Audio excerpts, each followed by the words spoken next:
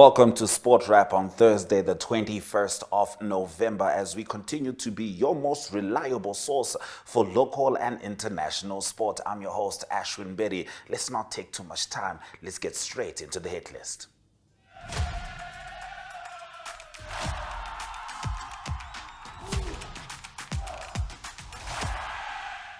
We start off in the water as Namibian Aquatic Sport Federation President Mr. Rian Steyn discussed the upcoming Africa Zone 4 Swimming and Open Water Swimming Championships with our journalist Tilman van Lille. Now the championships will be hosted from 4 to 8 December in Windhoek at the Olympia Swimming Pool and on a dam.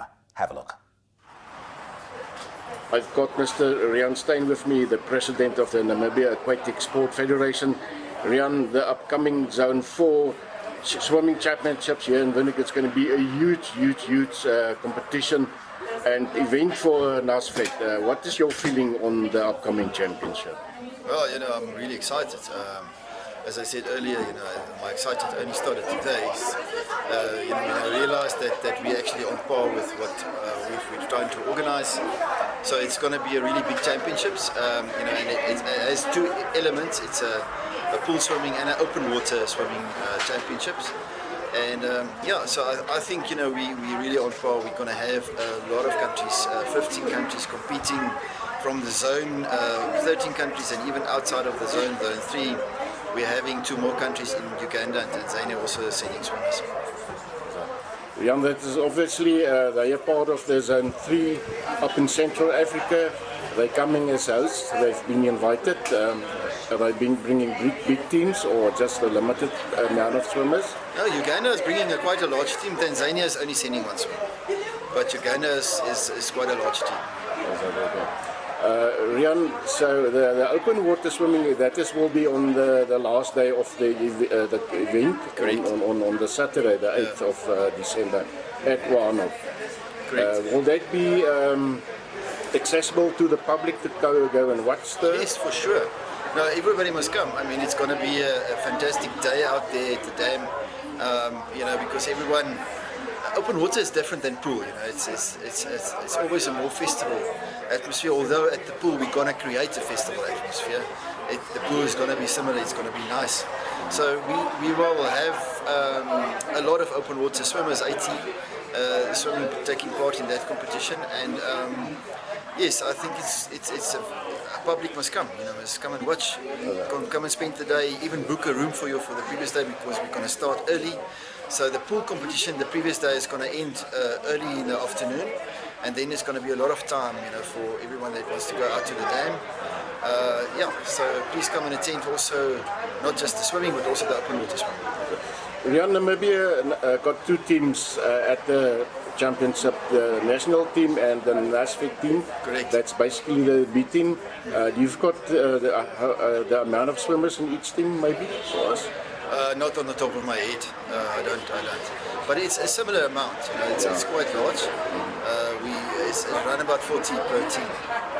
Rian, with last year in Luanda, Namibia scooped quite a few medals. How many was that? Well, it's over 30 medals. I think it was 37 or something medals that we got in Luanda. We also have the honors of being the defending champions. So we are the defending champions of this championships. So we scooped all the trophies as well last year, except for the female senior littoral. Rian, excellent stuff. We can't wait for the action that's starting on the 4th, and we're looking forward. Thank you very much for your time. Thank you.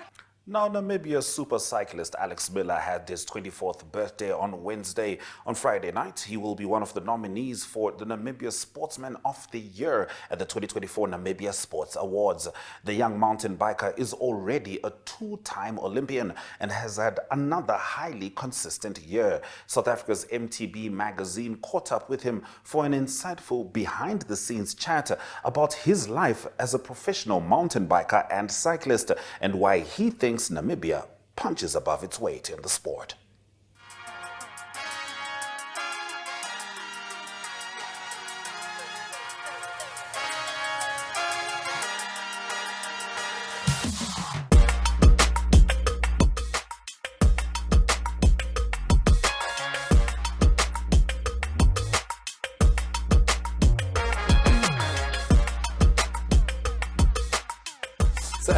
just flown down from Namibia. Yeah. I can't help but notice that people like Trickus and JP and Dan Craven and Vera, and I mean, Namibia just pumps out cyclists for a very small population. Yeah.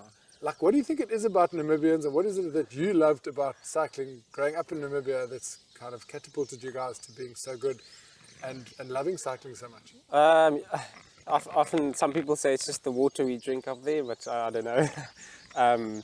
No, I think, like you said, for the number of people we have in Namibia, I think we do quite well. Like what it is exactly, yeah, I don't think you can pinpoint it exactly to one thing. I think it's a few different things. One thing I'd say for sure is the community that we have there. Like everyone, like all the cyclists know each other and everyone knows what everyone is doing, and also now there are quite a few youngsters coming up, and my coach also coaches them, so there's a good coaching structure for the youngsters coming up, and they obviously see me doing races overseas, and obviously then they always try to gauge themselves against me, and you know, when I'm there we often go for rides together, so I think for them it's quite cool. So I think a big part of it is the community that we have.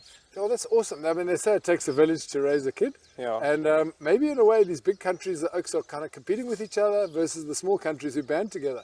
I think that's awesome, because often you see guys going on tour and you say, oh, you must have seen old, what's his name? And they're staying in the same hotel. He says, oh no, because they're seeing each other as rivals. Yes, versus exactly. you Oaks are all Chinas, and then the energy and the advice and the support lends itself to a greater whole. Yeah, definitely. It's like you say, like when you see, although at races at home you do still see each other as competitors, but what we do very well is if we come down as a group, also with the juniors to like an SA Cup or something like that, we band together properly and we always cheering for each other, and I think some of the South Africans, they see that as well, and we've had some of the parents come to us and say it's just like crazy how we come together, the spirit of camaraderie that we have, which is always nice to see. And I mean, you're out there riding bikes, having fun. So, and you're all great people. I mean, I get to do this for a living, and I've never not enjoyed it in Namibia. Okay, they're so down to earth and so comfortable with themselves, and always so strong. I don't know, it must be this German, Dutch, something blood, or the boerewors that you eat. Maybe it's a boerewors. It's a lot of meat. But so I've known you for a little while. I've got to know you since you were a lighty, and we talked because your results have been incredible. They've spoken for themselves. And just 2 years ago, I remember saying to you, are we going to do the interview? And you said, well, I can't really. And I said, well, let's just shoot your bike. And you said, I can't really. And I was like, why? And you said, I think I've got a big team announcement coming up. I might be changing bikes. Okay. And here you are. Yeah. Team Toyota Specialized at last, the big league. Yeah, it's been it's been great. I mean, I've been lucky enough and privileged enough to have some really good support from the beginning. End of last year I got the opportunity to join Toyota Specialized. And then, I don't know if Matt let you win, but quite early on you drilled your own legend, I mean the power man himself, Matt Beers. You beat him, and then people were like, geez, who is this kid? Like, people are still probably saying that a lot, but those in the know have seen that you've got the results. I mean, you went to the Olympics 4 years ago already. Yeah. So you've had the ideal launch pad, and you are obviously slightly taller. You seem to really like marathon. You've done so well in the marathon. You've been doing really well. You've done really well on the gravel bike. You're a taller oak, a bit like a Matt Beers. What's your feeling in terms of where your career is going at this? It's an early stage, and you're obviously pretty good at everything. But where are you feeling like you're headed? I mean, I started with cross country, and I think that was largely due to the fact that cross country is so like hyped up, mainly because it's just shown on TV. Globally. Yeah, look, I mean, it's a spectator sport. It's a spectator sport of note. When those chainsaw stuff yeah, going and the guys go crazy. Exactly. So that was always kind of like the aim, and then a few years, 2-3 years ago, I started doing some of the marathons, because I mean we have so many awesome marathon events. I think it's definitely some of the top events in the whole world, like organization wise and like trails wise. So I started doing a few of those and like got a few okay results. So I think it's always difficult. I think the cross country, unfortunately, in Southern Africa has just been dying down slowly but surely. And to be able to compete in Europe, you have to be exposed to that level from a young age. The World Cup circuit is Exactly. there. I mean, we were talking to Johan, your partner as well, also growing up with that. You guys are going to be on another level just because of that exposure. I mean, people like Matt didn't have that. No, for sure. And I mean, if you look guys that are doing well, like Alan, if you look back, he's been exposed to that level since juniors, before juniors even. And it's like, it's difficult to compete against the guys in Switzerland who've been racing Swiss Cups and everything since they were 14, 15 years, even younger actually. So that is just one of the drawbacks, but it makes it even more rewarding when you do kind of make it to that level. For sure. I mean, look at Alan. I mean, that was a shock for everybody, but not for himself, because we have seen him going close. But to see a South African without the support that the Aussies, the Yanks, the Swiss, the Germans, the French, I mean, they've got another level of support. To see you guys doing well and to see a guy like Alan come through to that level must give you huge hope and basically say all bets are off. I could go as far as I want to go. No, I think it's like, I always believe if you really want something and if you're really willing to work hard for it, then a lot of things are possible. Just a quick little word on your equipment, your infrastructure. Like you said just now, you're tired. It's been a big year. You've been traveling a lot, you're going to different races, different bikes, flights. How does that work? Like, are you still getting used to that? Is it becoming more comfortable? Do you have a quiver of bikes in each part of the world, or is it? I mean, obviously Toyota Specialized must make life a lot easier. No, they do. The team has been like really good, and they've helped me in so many ways. And the support structure that they have is really good. But I mean, as a professional athlete, I mean, traveling is just all part of it, and it's like I said, it's been a long year, a lot of traveling, and it's just something I've been trying to get used to, and will have to get used to in the future as well. So I just love it. At the moment, there's nothing else I'd want to do. I just love the lifestyle. It's, beautiful. Amen to that. Let's go ride our bikes. Thank you. Let's go.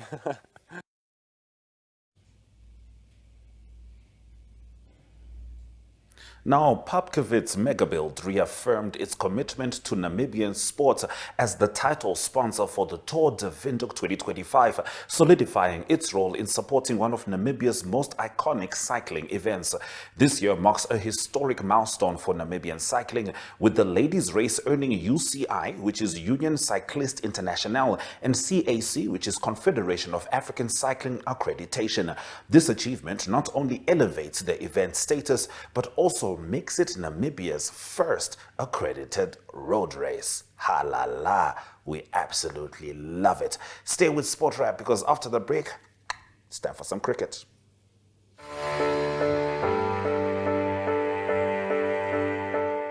From the day you were born and welcomed until your pensioner years on this earth,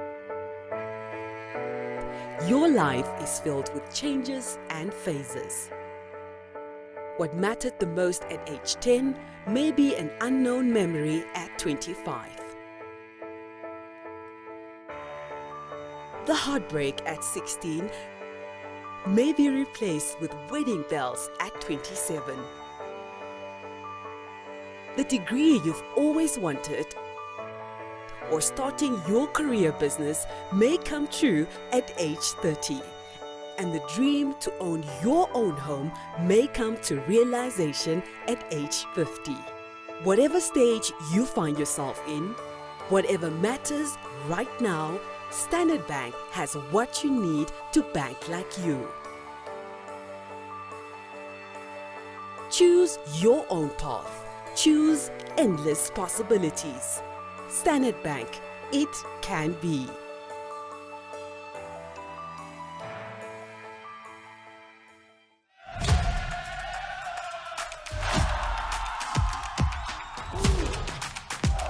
Of the match, as well as Namibia's manager.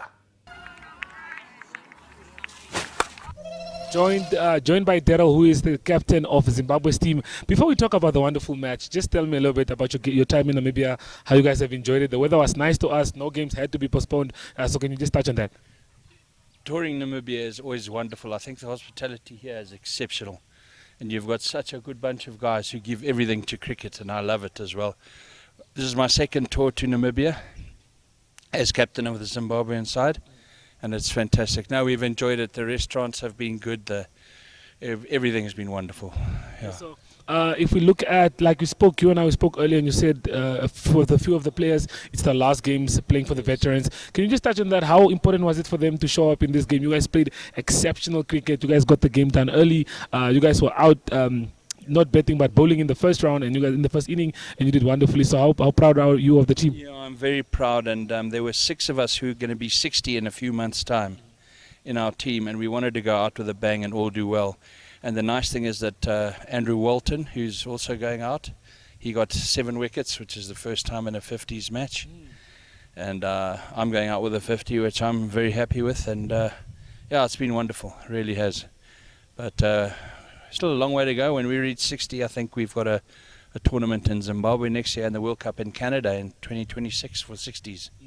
So that means there's still a lot to play for, and a lot you're looking forward to. That all depends on if the body holds up for the rest of that time, man.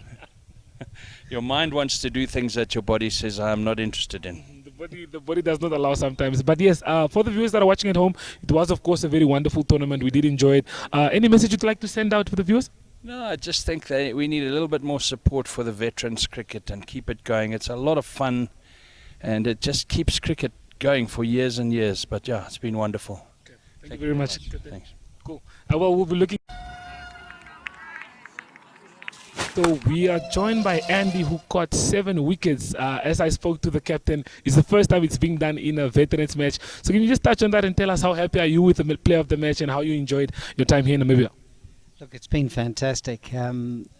Look, getting 7 wickets at my age is, I'm going to have to go and put some plaster on my back. But yeah, it was great. And the Namibians have been fantastic. You know, the umpires have been brilliant. The whole organisation's just been fantastic. So to get this at my age is quite nice. Okay, well, will we be seeing you in action more often, or is this one of your last matches? This is my last for the 50s because I actually turned 60 in February, and I'll be going into the 60s in February. Okay. Another great going into the 60s. So, but good luck on you and congratulations on your player of the match. Thank you very much. Well, viewers, that's all. Joined by the team manager of Namibia here. Just tell us a little bit about the game. Definitely a tough one, a tough pill to swallow, but veterans cricket is definitely growing, and we love to see it here at home. Yeah, what are your thoughts on veterans cricket in Namibia so far? Yeah, I think it will always be difficult. I think the most of, like in the Namibian team, I think there's one guy that played provincial cricket before, and these guys played test cricket for various countries. Murray Goodman played for Australia, so they definitely got much more experience than we did. But I must say it's something new, and I must say Darby and the guys fighting hard, Louis and them, the committee to keep it going and to, yeah, if you don't start somewhere, you'll never end somewhere. So the idea is to get more people involved. The over 40s did well in the over 40 World Cup in South Africa earlier this year, so if those guys can come through and take over to the over 50s, then we will increase and we'll get better. Okay, like you said, you need to start somewhere to end somewhere. With the exposure that we did have from the guys from South Africa, I know a few international players from those teams. Zimbabwe also has a few of those. How good is it for our guys to be exposed to such a level of, let's say, experience? No, it's nice. It's not nice to lose with that margins, but it's to be able to play against those lads which you only saw in TV when we were playing ourselves, 21, 25 years old, and now played against them and see actually how good they are.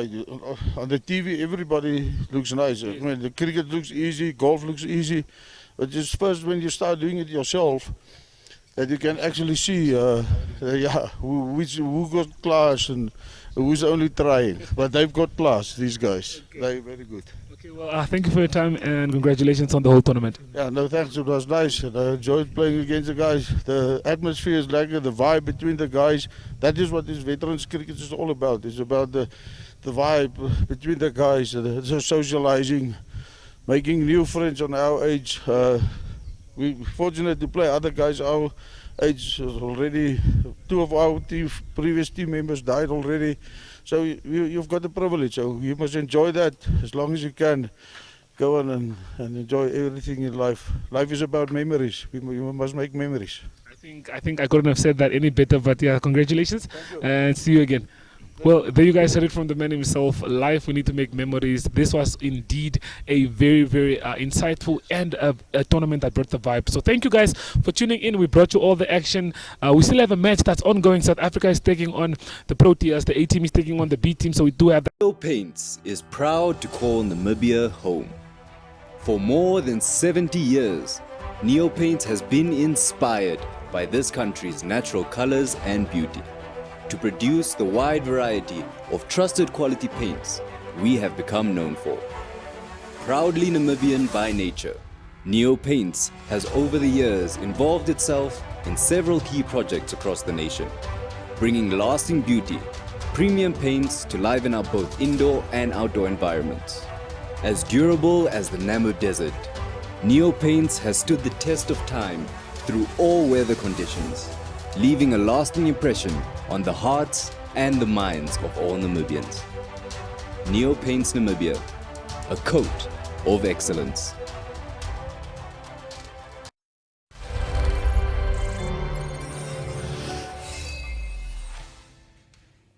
All right, from me, Ashwin Bedi, I'm going to be calling it an afternoon, but I'll be leaving you in the very capable hands of Ari Hokada as he takes us globetrotting.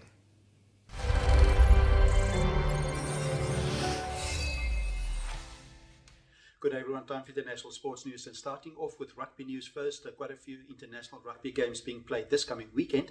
In South Africa, that will play their last game of their tour. They will play against Wales. And team news from South Africa is that Ox Hanche, the loosehead prop, is out of the game. He's rested for the game. That's official news from the Springbok camp. He had a cut on his leg, on his knee in the game against England. He initially was selected, but he's going to be rested precautionary. And what's happening in the team now is Thomas de Toey will be on the loosehead side, and in the Wilco Low, he comes into the 23, and he will be at tight head. Also news from Wales is that Sam Costello, he's been selected as the fly-off for the game against South Africa. He's not been in the squad for quite a few months, so he replaced Gareth Anscombe. So that's a change at fly-off for Wales. Also, team news from Australia is that the centre, that is Sam Karevi, he's been suspended for 3 games. He cannot play this coming weekend against Scotland, and that was banned because of a dangerous tackle in their previous game. That's Australia. A difficult task for Australia in midfield. Scotland's got a very settled centre pairing in Sione Tuipulotu and also Hugh Jones. We continue with tennis news. It is the Davis Cup men's team competition that continues in Malaga. It's the quarterfinals still, and it is Germany that played against Canada. It was Germany that won that game by 2-0. They both won both the singles games, so no use in playing the doubles. It was Jan-Lennard Struff that beat Denis Shapovalov by 4-6, 7-5 and 7-6. And also it was Daniel Admire that beat Gabriel Diallo by 7-6 and 6-4. So they flew to the semi-final to play against the Netherlands. The other 2 quarterfinals still to be played is Italy against Argentina and also the USA against Australia. To close off today's international sports news is Formula 1 racing news, and the next race on the calendar is this coming weekend, Las Vegas Grand Prix. Just 3 races left. But news from Formula 1 is that the drivers are not happy with the management of the FIA. It was a statement made by the director of the Grand Prix Drivers Association, that is George Russell. He drives for Mercedes. He said that the drivers are not happy with the management, and referring to the leadership of Mohammed Ben Sulayem. Also, he referred to they're not happy with the race director Niels Wittich, asking to go away or not leave his position at the FIA, and that is just with 3 races to go. It will be Las Vegas this coming weekend, and then the second last race will be in Qatar, and it will all end in Abu Dhabi. That will be the 8th of December, the last race of the current season. That's international sports news for today. Hope you have a great sport day, and we talk international sport again tomorrow. Goodbye.